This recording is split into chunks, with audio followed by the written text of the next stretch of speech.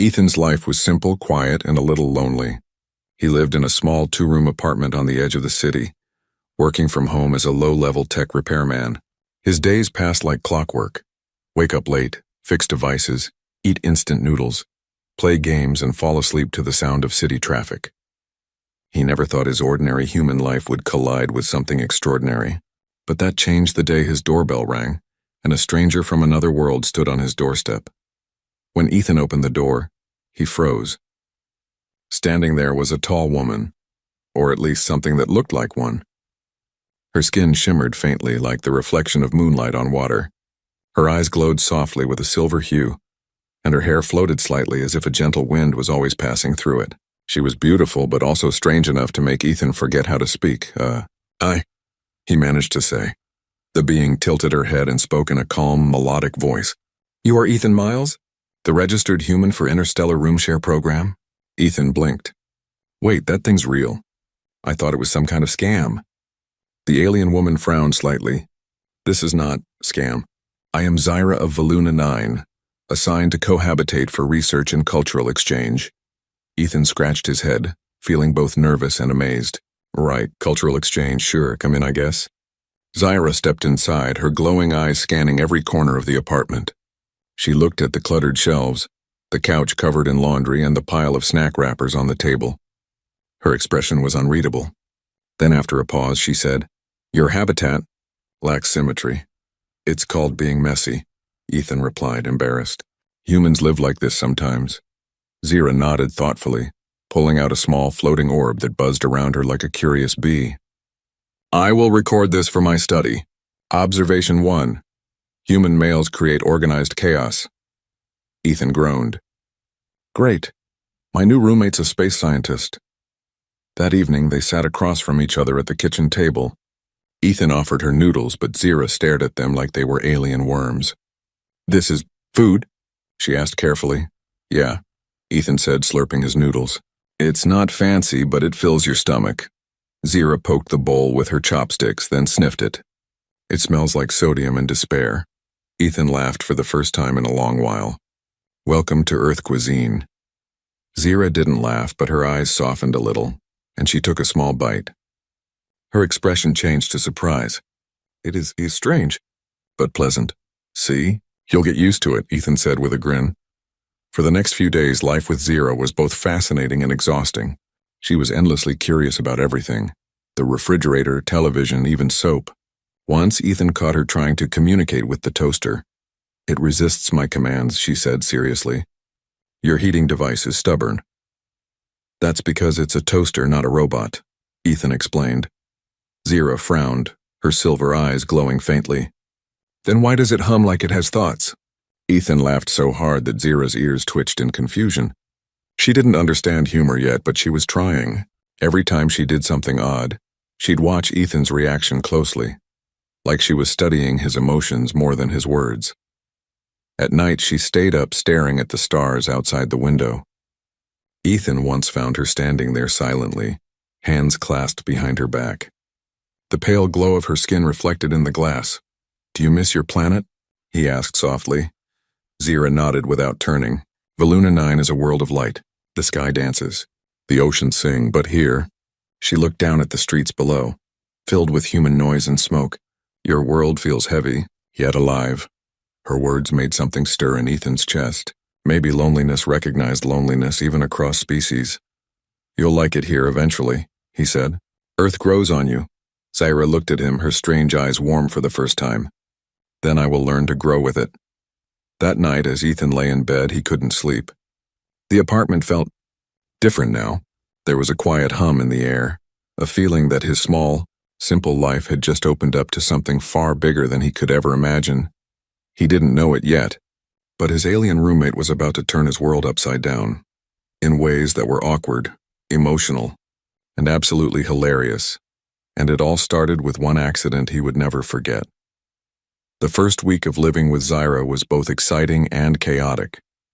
Ethan quickly learned that aliens had very different ideas about normal. Zyra treated every human habit like a scientific puzzle. She asked endless questions about food, sleep, emotions, even socks. One morning, Ethan found her sitting cross-legged on the floor, surrounded by laundry. She was holding one of his socks with a look of deep confusion. "This fabric tube," she said seriously, "has no clear purpose." Ethan, still half asleep, yawned. "That's a sock. You wear it on your foot." Zira turned the sock around, frowning. "Why?" "To keep your feet warm," he said. "But you have internal heating." "This is inefficient." Ethan rubbed his temples. "Zira, not everything humans do makes sense." She stared at him for a moment, then nodded thoughtfully. "Observation, human logic often ignores efficiency." He laughed. "You're not wrong." Life with Zira became a strange mix of comedy and wonder. She was incredibly smart. Her datapad could translate languages, calculate star routes, and even predict weather, but she couldn't figure out how to open a jar of peanut butter. One afternoon, Ethan walked in to see her wrestling with the lid, her glowing hands slipping. "Need help?" he asked. "I do not require assistance from a primitive mammal," she said, straining. The jar didn't budge. Ethan grinned, walked over, and twisted it open easily. "Primitive mammal, huh?" Zira blinked, impressed. "You possess hidden strength. Perhaps your species evolved for lid removal." Ethan laughed until his stomach hurt. Despite her odd habits, Zira was trying hard to fit in. She began watching human shows, listening to music, and even attempting human cooking, which was a disaster. Her first attempt ended with the smoke alarm blaring. Ethan ran into the kitchen coughing. "What happened?" Zira looked guilty, holding a frying pan that looked like molten metal. "I was testing thermal resistance of organic oils. The results are explosive." He waved away the smoke. "Yeah, that's called burning the food." Zira tilted her head. "I thought humans enjoyed their meals and warm." "Warm, not on fire," Ethan said, still laughing. Still, there were moments that made Ethan's heart soften.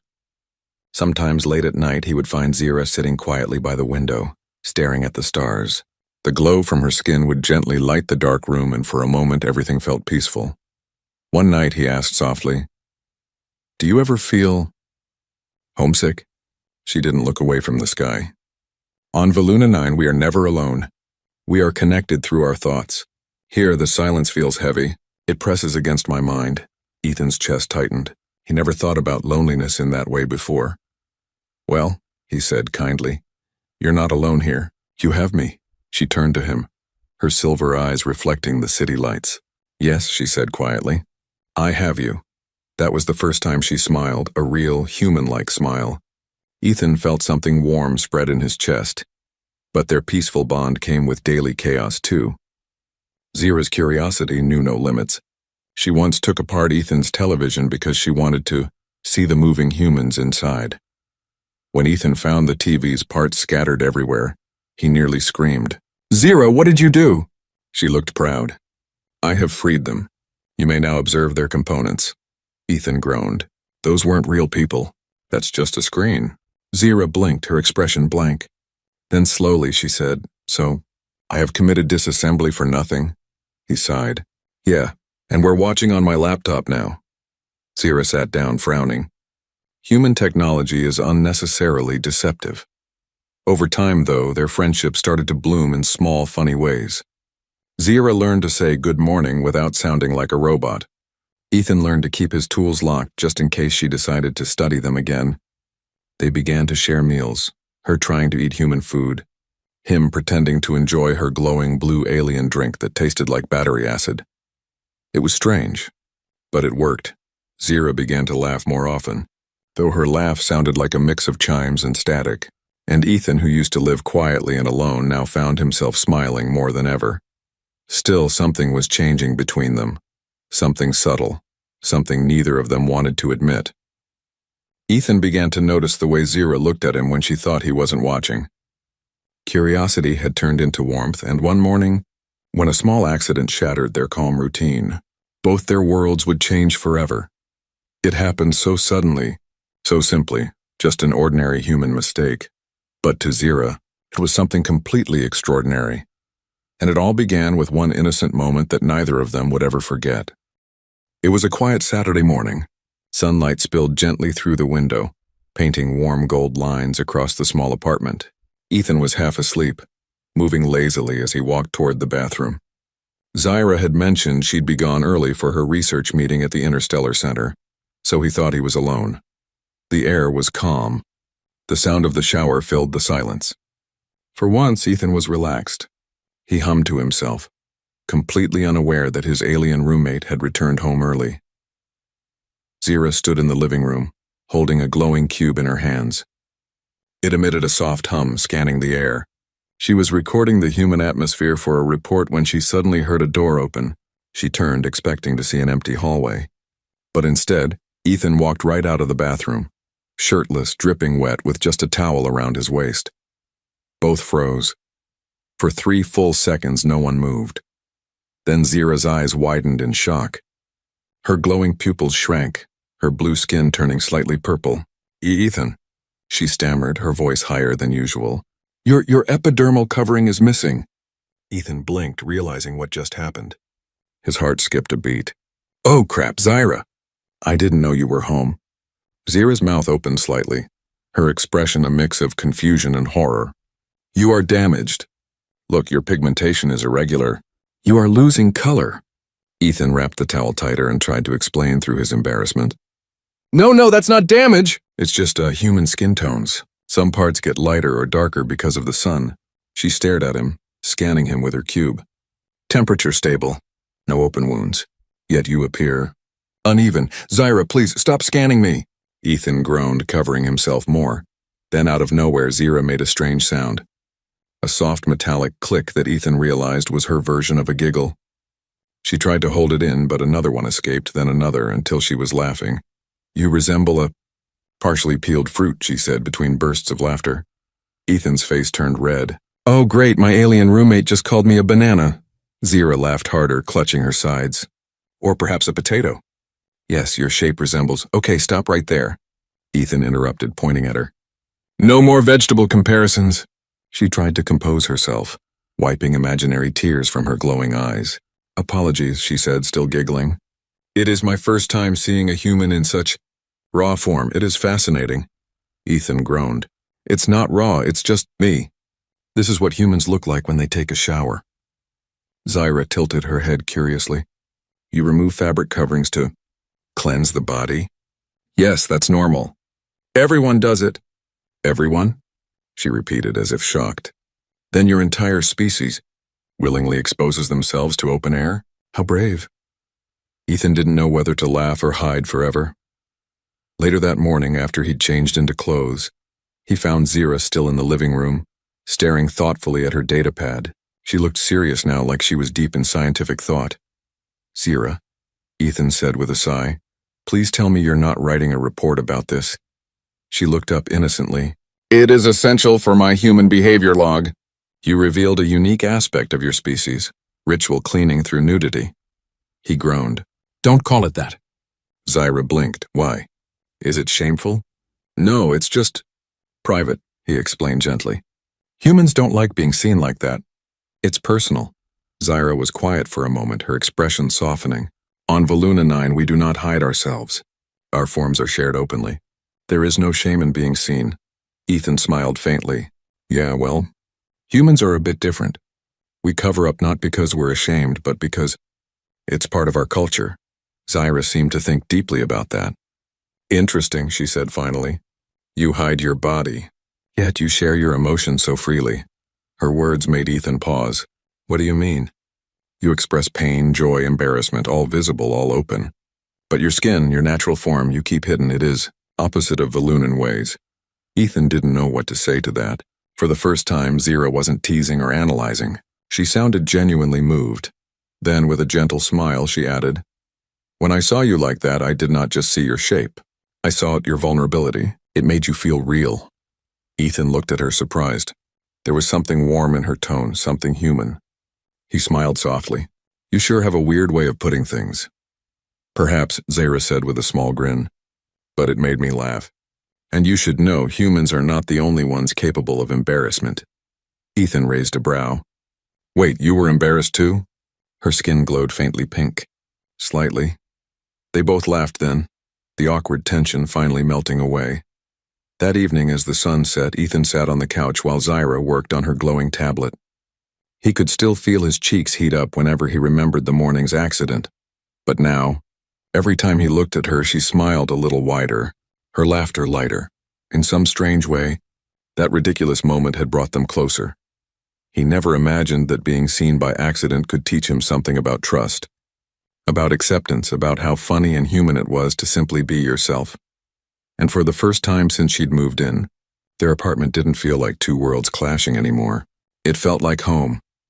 The morning accident became the talk of the apartment. At least for Zira it did. For Ethan it was something he hoped the universe would help him forget. But Zira, with her sharp curiosity and innocent honesty, didn't make that easy. From that day onward, she started calling him the striped potato. At first, Ethan thought she was joking. Then one evening, she looked at him completely serious and said, "Dinner is ready, striped potato." Ethan dropped his fork. "Zira, stop calling me that." "But it describes you perfectly," she said, her silver eyes gleaming with amusement. "Humans have uneven pigments and round forms." "It is accurate," he sighed dramatically. "You do realize that's an insult, right?" "On Valuna 9, potatoes are a delicacy," she replied proudly. "It is a compliment." Ethan laughed despite himself. "You're impossible." "I am learning from the best," Zira said with a small grin. Their days soon turned funnier, and somehow warmer. Zira had become obsessed with understanding human embarrassment. After the accident, she'd noticed how quickly Ethan's skin changed color when flustered, and that fascinated her. "Why does your face turn red when you feel awkward?" she asked one morning, studying him closely as he ate breakfast. "Because it's embarrassing when someone sees you in a way you didn't expect," he said between bites. She tapped her chin. "So embarrassment is a physical response to social discomfort?" Ethan smiled. "Something like that." "It's your body's way of saying, 'Why, please let me disappear right now.'" Zira nodded seriously and began taking notes on her glowing tablet. "Interesting. I will conduct further research." Ethan froze. "Wait, what kind of research?" The next day he found a note on the fridge. Experiment 12, testing human embarrassment through unexpected compliments. He groaned. "Oh no." When he walked into the living room, Zira looked up and said in her calm, alien voice, "Ethan, your hair is unusually shiny today." "Very attractive." He nearly choked on his coffee. "Zira," she blinked innocently. "Embarrassment level, moderate." He buried his face in his hands, laughing helplessly. "You're evil." "Not evil," she corrected. "Scientific." But despite her teasing, there were moments when she showed a gentler side. One evening they sat together on the couch, watching a human comedy show. Zira didn't always understand the jokes, but she laughed when Ethan did, even if she didn't know why. After one particularly silly joke, Ethan looked at her and smiled. "You know, you're getting better at laughing." She turned her head slightly. "Do I not laugh correctly?" "No," he said softly. "You laugh beautifully. It sounds like tiny bells." For a moment, Zira froze. The tips of her fingers glowed faintly pink, a Valunan sign of emotional reaction. "Beautiful." She whispered the word like it was something sacred. "No one has ever called my laughter that before." Ethan smiled. "Well, they should have." She looked down shyly, pretending to adjust her tablet. For someone from a world of logic and science, she didn't quite know what to do with emotions, but she was learning, slowly through him. Days turned into weeks and their bond grew stronger. They cooked together, though Zira still burned most meals, watched the stars and exchanged stories about their worlds. Ethan told her about oceans, rain, and laughter. Zira told him about floating gardens and crystal skies. But sometimes, she'd still bring up that morning accident, always with a mischievous sparkle in her eyes. Once, while folding laundry, she said with a straight face, "Ethan, I have analyzed your reaction that day. Your embarrassment reached 93%, a new record for human emotion." He rolled his eyes. "Congratulations, Professor Zira. You've traumatized your test subject." Zira giggled softly. "Admit it, it was funny." Ethan chuckled, shaking his head. "Okay, maybe a little. You caught me off guard, that's all." She smiled warmly. "And you taught me something that day, and that being embarrassed doesn't mean weakness. It means being honest." He looked at her, surprised. "That's actually really deep." "I am deep," she said proudly. "Like earth noodles in hot water." Ethan burst out laughing. "That's not how the saying goes, Zira." But in that moment he realized something. Her innocence, her strange way of thinking, it made life brighter. She had turned his dull routine into something full of laughter and emotion. That night, as Zira worked quietly beside him, Ethan watched her from the corner of his eye. She still hummed softly like she always did, her glow gently lighting the room. It amazed him how natural it all felt now, having an alien roommate who could tease him, study him, and still make him smile at the end of the day. He leaned back on the couch and thought about how a simple accident had started it all. It was awkward, funny, and a little embarrassing, but it had built something real between them. And as Zira glanced at him with that soft smile again, Ethan couldn't help but think, maybe laughter was the first true bridge between their worlds. Days turned into weeks, and Ethan realized how much his life had changed since Zira came into it. The quiet, lonely apartment that once echoed with silence now felt alive, with laughter, light, and a strange, beautiful warmth. Zira had become a part of his routine. Every morning she would greet him with her calm voice, "Good morning, striped potato." And every morning he would groan and say, "Still not funny, Zira." But deep down, he didn't really mind. It had become their thing. She now understood more about human culture. She could cook without setting things on fire, mostly, and she had even started enjoying earth music, especially songs with slow melodies and soft words. Ethan often caught her humming while she worked on her datapad, her voice echoing like gentle wind chimes. One evening after dinner, Zira stood by the window again, staring at the night sky. The stars were faint through the city lights, but she gazed at them as if searching for something. Ethan walked up beside her holding 2 mugs of hot chocolate. "Here," he said, handing her one. She looked at it curiously. "Is this another human experiment?" He smiled. "It's comfort in a cup. Just try it." Zira took a small sip, then blinked. "It is warm, sweet. Feels like a hug, but inside the mouth." Ethan laughed softly. "Yeah, that's pretty much the point." They stood there quietly for a while, watching the stars. Then Zira spoke, her tone softer than usual. "Ethan, do you ever wonder what it's like to belong somewhere completely?" He turned to her. "What do you mean?" "On my planet," she said slowly, "we are all connected, our thoughts, our emotions. No one feels alone, but here, everything is separate. Even the stars seem distant. Sometimes, I feel like I am floating in a space that no one else can see." Her words touched something deep in Ethan's heart. He understood that feeling all too well. The quiet loneliness that lived in between moments of laughter and noise. He looked at her gently. "You're not alone, Zira, not anymore." She met his eyes, her silver pupils glowing softly. "Do you truly mean that?" He nodded. "Yeah, you're part of this place now. Part of my world." For a moment she just stared at him, her expression unreadable. Then slowly her lips curved into a smile, small, shy, but full of light. "Thank you," she whispered. That night they decided to go to the rooftop. The city hummed below them. Cars, lights, distant voices, but up there it felt peaceful. The cool breeze brushed against them and the stars stretched across the sky like scattered diamonds. Zira looked up and smiled faintly. "There," she said, pointing to a small, shimmering point of light. "That is Valuna 9, my home." Ethan followed her finger. "It's beautiful." "It is," she said softly. "But right now, Earth feels closer." He turned to her. "You miss it, don't you?" "Sometimes," she admitted. "But your world has something mine doesn't." "What's that?" She looked at him, her expression gentle. "You, humans. You feel so deeply, so painfully, yet you keep going.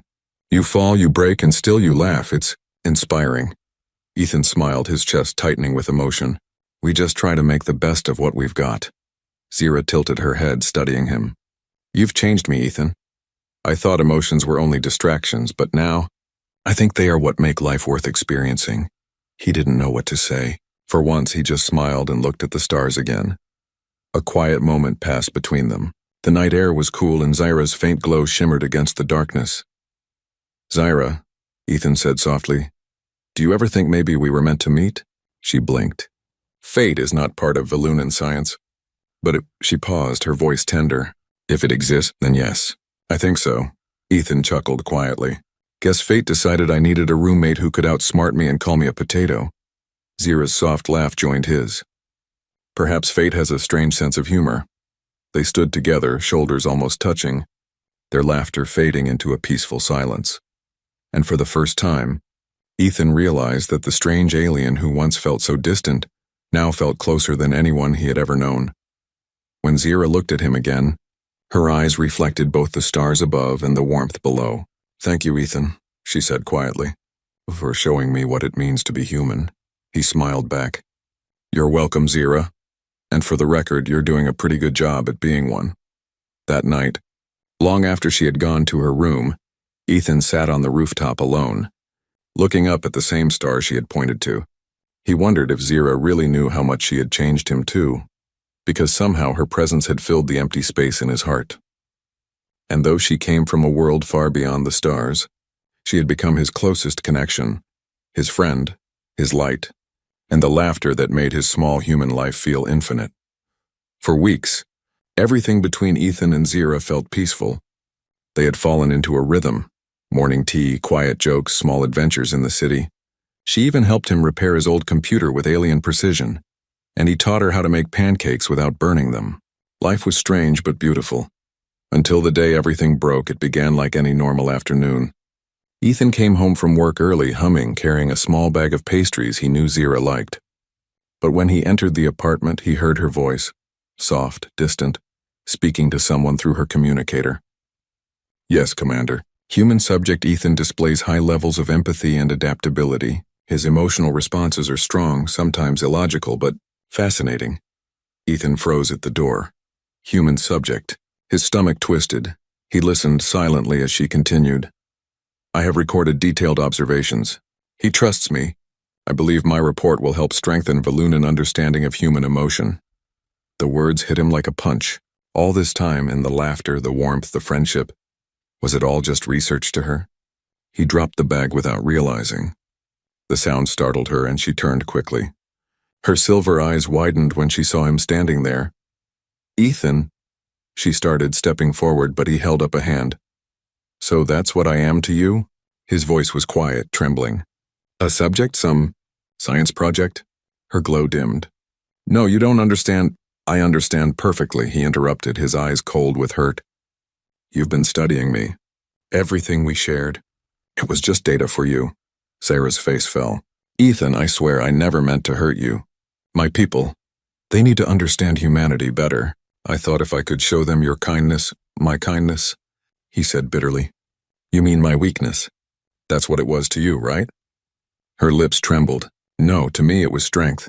But Ethan couldn't listen. The pain was too raw. "You lied to me, Zira," he said softly. "You said I wasn't alone. But maybe I was right all along. Maybe we really are from different worlds." She reached out, but he stepped back. "Please, Ethan," she whispered. "Don't say that." He turned away. "Just leave me alone for a while." And he walked into his room, closing the door behind him. The apartment felt colder after that. Zira stood still for a long time, her hands shaking. The communicator blinked quietly on the table, the last words of her commander still echoing in her head. "Continue your observation. Maintain human connection." But now that connection was shattered. She sat by the window, staring out into the night. The city lights looked blurry through the tears she didn't know she could shed. Valunans weren't supposed to cry. Their emotions were meant to be controlled. But ever since she met Ethan, her control had begun to fade. Her voice broke in the silence. "Why does it hurt so much?" Inside his room, Ethan sat on his bed, hands covering his face. He wanted to be angry. He tried to be, but instead he just felt hollow. He remembered her laughter, her confusion at human jokes, the way she said his name softly when she was unsure. He wanted to believe it was real. Maybe some part of it was, but how could he trust her now? He sighed and looked at the bag of pastries still lying on the floor. One had rolled out, the one with the sugar topping she liked most. It made his chest ache. He whispered to the empty room, "I thought you were different, Zira." That night, neither of them slept. Zira sat outside on the balcony, her glow dim, her eyes fixed on the same star she once pointed out to him, Valuna 9. "Maybe I was foolish," she whispered to the sky. "To think I could belong here. To think a human heart could ever trust someone like me." And inside, Ethan lay awake, staring at the ceiling. Every sound in the apartment reminded him of her, the faint hum of her datapad, the soft footsteps when she moved. But what hurt most was knowing that she wasn't just part of his life. She had become his home. And now that home felt broken. Morning came quietly. Neither spoke. Zaira tried to make breakfast but ended up burning the toast. Ethan didn't look up from his coffee. The silence between them was thick, heavy, and full of unspoken pain. Finally, Zaira whispered, "Ethan, I never wanted to deceive you." He didn't reply. She looked down, her voice trembling. "If leaving will bring you peace, I will go back to Valuna. I don't want to stay where I am not wanted."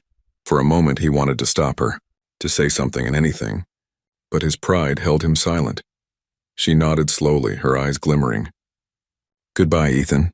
And with that she walked out of the room, quiet, fragile, and heartbroken. That night the apartment felt emptier than it had ever been. Her datapad still rested on the table, her mug still by the sink. Everything reminded him of her. Ethan sat in the dark and whispered, "Zaira, I didn't mean to lose you." And somewhere beyond the stars, Zaira sat in her ship, tears slipping down her glowing cheeks, whispering the same thing. "I didn't mean to lose you either." 2 weeks passed since Zaira left, and in that time Ethan's world felt smaller, emptier. The apartment that once glowed with her strange light now felt dull and lifeless. Her laughter, her curious questions, her gentle teasing, everything echoed in his mind like ghosts that refused to fade. He kept telling himself she was just an alien who had studied him. But every time he thought that, his heart whispered otherwise. One evening he sat on the couch with her old datapad in his hands. He had avoided touching it, afraid of what he might find. But tonight the silence was too heavy. He powered it on. The screen flickered, showing Zaira's recordings, short clips, each one a piece of their shared life. There was her laughing after burning pancakes, her confusion when she first tried chocolate, her quiet smile when they stood under the stars. And then he found a message labeled for Ethan. He hesitated, then pressed play. Zaira's face appeared, her silver eyes soft and full of light. "Ethan," she began, her voice trembling slightly, "if you're watching this, then I've already left. I know you may never forgive me, but I need you to know the truth." She looked down as if gathering courage. "Yes, at first I was sent to study you, to study humans. But something changed. You changed me. I learned things I was never supposed to feel." Her hand touched her chest. "On Valuna, emotions are studied, not lived. But you made me feel them. You made me laugh, worry, care. And when I saw your pain because of me, I realized I had become the very thing I was meant to understand. Human." She smiled sadly. "I'm sorry I hurt you. But you weren't my subject, Ethan. You were my friend, my light." The message ended there. Ethan sat frozen, tears blurring his vision. All his anger dissolved, replaced by a deep ache in his chest. She had cared, more than he ever realized. He whispered into the empty room, "I was your friend too, Zaira, and maybe something more." That night Ethan went to the rooftop in the same place they once stood together. The city stretched out before him, but he looked only at the sky. Somewhere up there she was out in the cold void of space, feeling the same loneliness he felt now. "I wish I could tell you," he murmured softly, "that you're not alone anymore." As if the universe had been listening, a soft light appeared in the distance, growing brighter, closer. At first he thought it was a plane, but then the light shimmered with a familiar blue hue. His heart skipped. "No way!" The glow grew stronger until a small craft descended near the rooftop, humming softly. The wind whipped his hair as the door opened, and there she was. Zaira stepped out, her silver eyes glimmering with emotion. For a long moment, neither spoke. Then Ethan smiled shakily. "You came back," her voice trembled. "I couldn't stay away. I told my commander I failed my mission. But I think I found something better." He took a step closer. "What's that?" Her glow brightened faintly. "A home." Ethan's throat tightened. He tried to speak, but words didn't come. Instead, he just walked forward and hugged her. For a second, she froze. Then slowly, she wrapped her arms around him, her soft light surrounding them both. "I missed this," she whispered. He laughed through tears. "I missed you too, Stargirl." They sat on the rooftop together after that, just like old times. Zaira handed him a small glowing crystal. This, she said softly, is from Valuna. It helps travelers find their way back when they're lost. He turned it in his hand, the crystal pulsing gently. You're giving this to me? She smiled. You helped me find my way, Ethan. Now it's your turn. He looked at her, his heart full. You know, you've ruined me for normal roommates forever. Zira laughed, that soft musical sound he had missed so much. Perhaps that is my final experiment, he chuckled. Then I hope you never stop experimenting. As the night deepened, they lay back side by side, looking up at the stars. Zira spoke quietly. Do you think your people will ever accept mine? Ethan thought for a moment. Maybe not everyone. But we start small.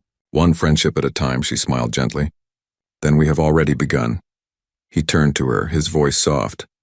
You know, Zira, you make me believe that maybe humans aren't so small after all. And you, she replied, make me believe that aliens can have hearts too. They both laughed softly, the sound carrying into the cool night. When dawn finally came, the first rays of sunlight touched the rooftop, painting the sky gold. Zira's glow faded in the warm light, and Ethan realized something. She didn't look alien anymore. She looked like a friend standing under the same sky. Welcome home, he said quietly. Zira smiled, her voice full of warmth. I never really left. And in that simple moment, under Earth's sky beside an alien who had once been a stranger, Ethan finally understood what it meant to be human. It wasn't about where you were born. It was about who you chose to stand beside. And somewhere between the stars and the laughter, two worlds finally found a home in each other.